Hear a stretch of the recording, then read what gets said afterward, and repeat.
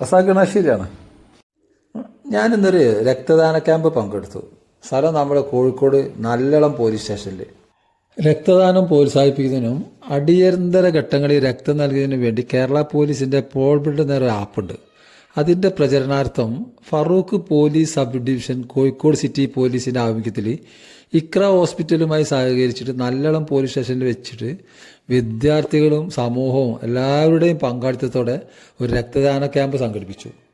ക്യാമ്പിൽ സമൂഹത്തിൻ്റെ നാനാ തുറകളിലുള്ള 100ഓളം പേരാണ് രക്തം ദാനം നൽകിയത്.